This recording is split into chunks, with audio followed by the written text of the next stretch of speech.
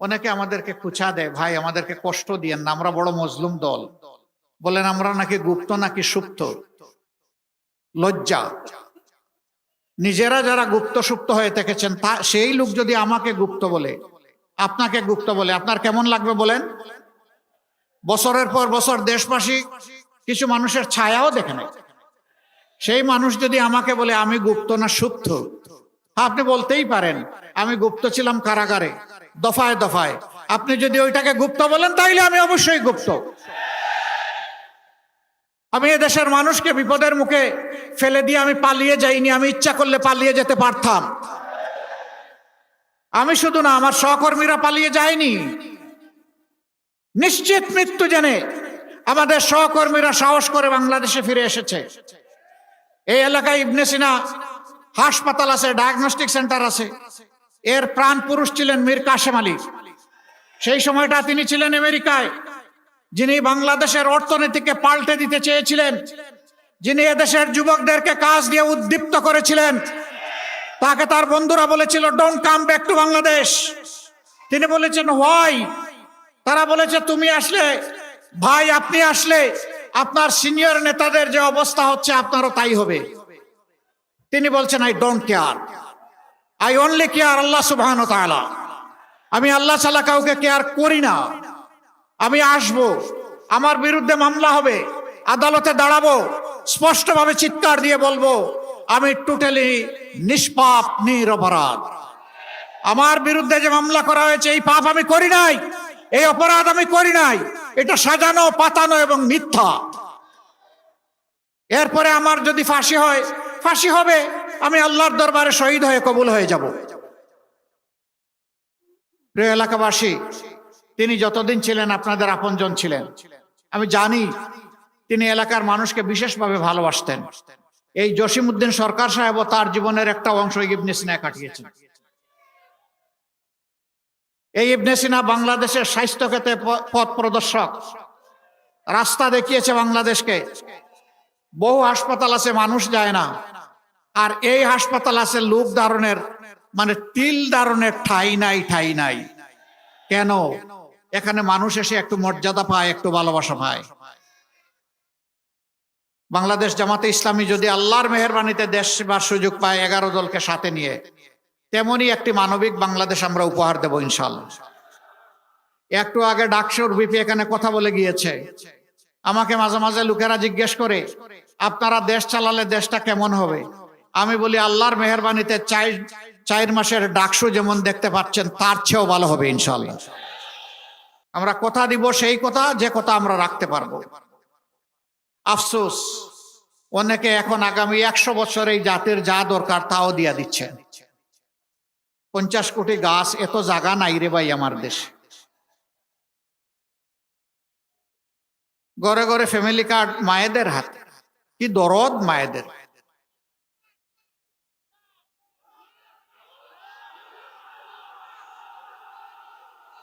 একদিকে মায়েদের হাতে ফ্যামিলি কার্ড, আর একদিকে মায়েদের গায়ে নিজের হাত। হুঙ্কার দিয়ে ক্ষমতার কোনো খবর নাই, মনে হয় যেন এখনই ক্ষমতার দাপটে অস্থির। হুঙ্কার দিয়ে কেউ কেউ বলছেন পর্দানসীন কোনো মেয়ে যদি বুট চাইতে কোথাও ক্যাম্পেইন করতে আসে তার কাপড় খুলে দেওয়া। লজ্জা! এগুলা কুলাঙ্গার। এগুলা কি কোনো মায়ের গর্ভ থেকে জন্ম নেয় নাই? যদি জন্ম নিয়ে থাকে তাহলে কেমনে বলে একজন মায়ের গা থেকে টান দিয়ে কাপড় খুলে দিবা? আপনারা দেখেছেন শুধু বুট চাওয়ার অপরাধে একজন পর্দাসীন মায়ের পেটে লাথি দিয়েছে। মায়ের মর্যাদা কখন শিখবা? পরিবার কোনো ভদ্রতা শিখায় নাই?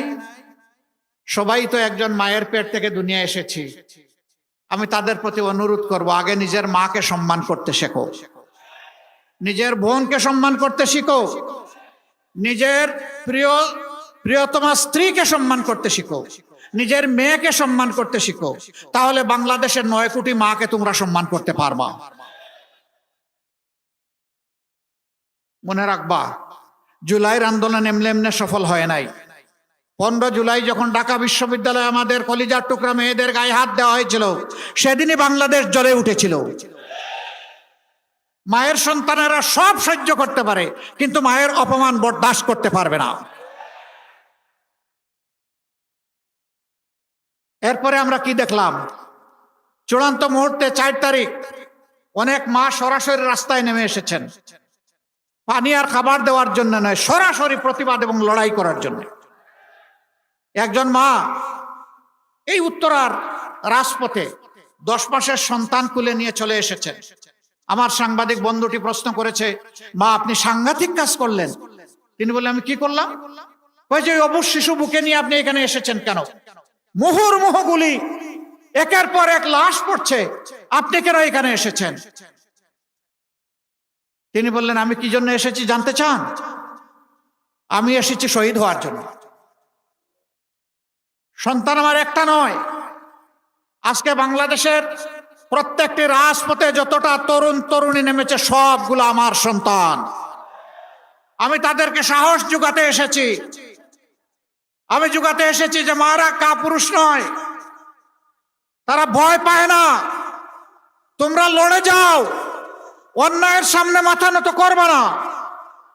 তোমরা নিজে মাথা উঁচু করে প্রয়োজনে শহীদ হও, আর এই জাতির মাথা উঁচু করে দাও। সেই মাকে অপমান করেন। সেই মায়েরা ঢাকা বিশ্ববিদ্যালয়ের রাজপথে লড়াই না করলে অনেকের আজকে চিৎকার দেওয়ার সুযোগ হতো না, হুমকি দেওয়ার সুযোগ হতো না। জেলে একসাথে ছিলাম অনেকের সাথে, অনেকে হিসাব করছিলেন 29 সালের নির্বাচন নিয়ে। 26 সালের নির্বাচনে এসে এখন হুঙ্কার দিচ্ছেন, আমার মাকে অপমান করছেন। জোড় হাতে অনুরোধ করি, তওবা করে এই কাজ থেকে ফিরে আসুন। মায়েদের কাছে ক্ষমা চান প্রকাশ্যে, আল্লাহর কাছে ক্ষমা চান। আল্লাহ চাইলে ক্ষমা করে দিবেন, মারা চাইলেও তারা ক্ষমা করে দেবেন। কিন্তু যদি এই কাজ অব্যাহত রাখেন, তাহলে মনে রাখবেন, স্বৈরশাসকের গুলিকে যারা পরোয়া করে না, সেই মায়ের সন্তানেরা মায়ের কোনো অপমান সেইভাবে সহ্য করবে না। কোন বাংলাদেশ আপনারা গড়তে চান? যে বাংলাদেশে আমার মায়ের ইজ্জত থাকবে না, ওই বাংলাদেশ আমরা চাই না। যেই বাংলাদেশে আমার মা তার ঘরে চলাচলে এবং তার কর্মস্থলে নিরাপত্তা এবং সম্মান নিয়ে থাকবেন, সেই বাংলাদেশ আমরা গড়তে চাই। ওই পুরানা বন্দোবস্ত রাজনীতির আর চাই না। ওটা পচা, ওটা পচা, ওটা পচা। পচা রাজনীতিকে বদলে দেওয়ার জন্য এই 12 ফেব্রুয়ারি ইনশাআল্লাহ যারা চাঁদাবাজি করে তাদেরও ভয়ের কোনো কারণ নাই, যারা দুর্নীতি করে তাদেরও চিন্তার কোনো কারণ নাই। আমরা তাদেরকে সৎ পথে চলার জন্য ইনশাআল্লাহ চাই। আমরা কারো উপর খবরদারি করতে চাই না, আর কেউ এসে 56,000 বাংলাদেশের উপর খবরদারি করুক তাও দেখতে চাই না। আমাদের কথা একদম পরিষ্কার। 54 বছর যেই শাসন, যেই রাজনৈতিক ব্যবস্থা, যে বন্দোবস্ত দেশবাসীকে ফেসিবাদ উপহার দিয়েছে, এই শাসনও আমরা আর দেখতে চাই না। আমরা চাই তার আমূল পরিবর্তন। সেই আমূল পরিবর্তনের সময়টা আপনাদেরকে দেশবাসীকে হাত ছানি দিয়ে ডাকছে আগামী 12 তারিখ। একসাথে 2টি ভোট ইনশাআল্লাহ অনুষ্ঠিত হবে, গণভোট আর সাধারণ নির্বাচন। আমি বলবো গণভোট সফল হলে সাধারণ নির্বাচন সফল হবে, তাই গণভোটের পক্ষে হা বলতে হবে। জুলাই শহীদদের প্রতি সম্মান দেখানোর জন্য গণভোটের প্রতি হা বলতে হবে। আপনাদের বুকের সন্তান আবু সাইদ বাংলাদেশকে পরিবর্তন করে দিয়ে গেছে, গোটা বাংলাদেশকে উদ্দীপ্ত করে তার জীবন উপহার দিয়ে এ দুনিয়া থেকে সে চলে গেছে। সে আওয়াজ দিয়ে গেছে, হে বাংলাদেশ, তোমাদের হাতের তালুতে আর তোমাদের ঘাড়ের উপর, হাতের তালুতে আমার রক্ত, ঘাড়ের উপর আমার লাশ আমি উপহার দিয়ে গেলাম। আমাদের স্বপ্ন বাস্তবায়নে তোমরা শহীদদেরকে ভুলে যেও না। আমরা কথা দিচ্ছি, আমরা ভুলে যাব না ইনশাআল্লাহ। ওরা কি চেয়েছিল? ওরা চেয়েছিল একটা দুর্নীতি মুক্ত বাংলাদেশ, একটা বৈষম্য মুক্ত বাংলাদেশ, একটা ন্যায় বিচারের বাংলাদেশ, একটা আধিপত্যবাদ মুক্ত বাংলাদেশ, একটা উন্নয়নের বাংলাদেশ, একটা যুবকদের আকাঙ্ক্ষার বাংলাদেশ। রাস্তায় নেমে স্লোগান দিয়েছিল, উই ওয়ান্ট জাস্টিস। বুক পেতে দিয়ে বলেছিল আমার অধিকার আমাকে দাও, নইলে আমাকে গুলি দাও। ডানা মেলে বলেছিল বুকের ভিতরে তুমুল ঝড়, বুক পেতেছি গুলি কর। গুলিকে পরোয়া করে না। হে দেশবাসী, আমরা কি আবু সাইদ ও তার সঙ্গী শহীদদের কাছে ঋণী নই? এই ঋণ পরিশোধে আপনারা প্রস্তুত আছেন?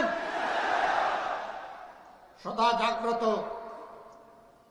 পাহারাদার হিসাবে সবাইকে প্রস্তুত থাকতে হবে।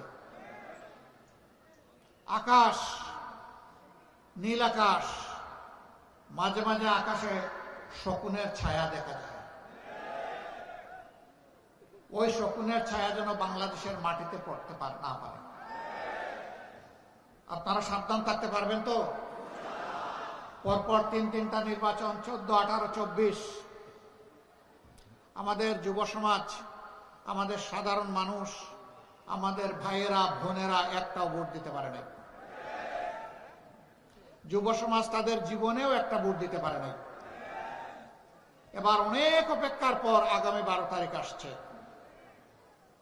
এই 12 তারিখ শহীদদেরকে সম্মান করতে গিয়ে বাংলাদেশের বস্তা পছা অতীতের 54 বৎসর যেই ব্যবস্থা শাসকদেরকে দুর্নীতিবাজ, চাঁদাবাজ, দখলবাজ, মামলাবাজ, হত্যাকারী, খুনি, ধর্ষক এবং আয়নাগরের নায়ক নায়িকা বানায়, তা পরিবর্তন করে দেওয়ার জন্য আমরা হা ভোট দেব ইনশাআল্লাহ।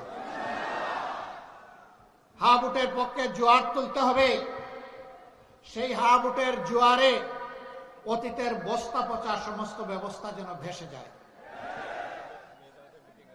এরপরে নর্থ বেঙ্গলের কিছু বাস্তব সমস্যা আছে। একটা তো আমি বলেই ফেললাম, নর্থ বেঙ্গলকে তিলে তিলে হত্যা করা হয়েছে। এখন এই অঞ্চল থেকে মানুষ ছুটে রাজধানীর দিকে। 3টা বাস্তব প্রয়োজনে ছুটে: উন্নত শিক্ষা, প্রয়োজনীয় স্বাস্থ্য সেবা এবং একটা ছোট্ট একটা চাকরি। এই 3টার জন্য প্রাণপণে রাজধানীর দিকে ছুটে। আমরা মহান আল্লাহর পর ভরসা করে কথা দিচ্ছি, ঘরে বসে উত্তরবঙ্গকেই আপনারা রাজধানী বানাবেন ইনশাআল্লাহ।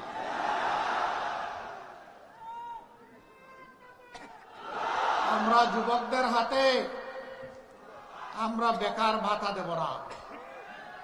বেকার ভাতা বেকার তৈরির কারখানায় পরিণত হবে।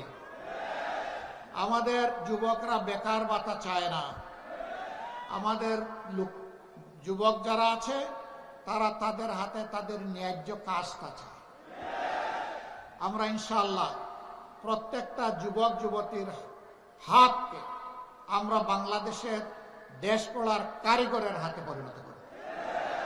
আমরা তাদেরকে বাস্তব শিক্ষা দিয়ে দক্ষতা তাদের হাতে আমরা তুলে দেব। এরপরে গৌরবের সাথে দেশে হোক প্রবাসে হোক সম্মানের সাথে সে আয় রোজগার করবে, চাকরি করবে, ব্যবসা করবে ইনশাআল্লাহ। আমরা উত্তরবঙ্গকে পুরা একদম ইন্ডাস্ট্রিতে পরিণত করতে চাই। এটা সম্ভব। এখানে বাংলাদেশের শস্যের 3 ভাগের 1 ভাগ সারা বাংলাদেশকে উত্তরবঙ্গ ধান চাল সরবরাহ করে, গম সরবরাহ করে, ভুট্টা সরবরাহ করে, আম জাম সরবরাহ করে, লিচু সরবরাহ করে, পেয়ারা কুল সরবরাহ করে। এক কথায় বলতে গেলে বাংলাদেশের এটি হচ্ছে খাদ্যের একটি ভান্ডার। কিন্তু আফসোস, কৃষক তো উৎপাদিত মূল্যের সঠিক মূল্য পায় না।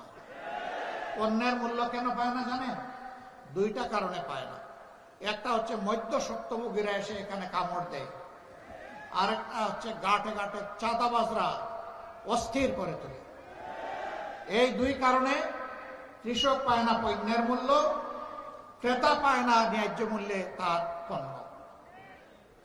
আমরা সেই চাঁদাবাজদেরকে নির্মূল করব ইনশাআল্লাহ। ভয় পেও না চাঁদাবাজ, তোমরাও এই সমাজের মানুষ। আমরা ইনশাআল্লাহ তোমাদের হাতেও সম্মানের কাজ তুলে দেব। তোমরাও সম্মানের সাথে বসবাস করবা। সেদিন আর মুখ লুকিয়ে তোমাদেরকে চলতে হবে না সমাজে। তোমাদের মা বাপকে কেউ চাঁদাবাজের মা বাপ আর বলবে না।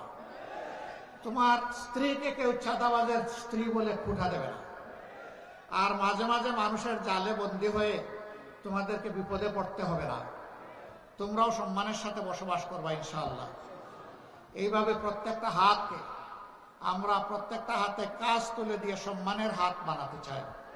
আপনাদের কোনো আপত্তি আছে?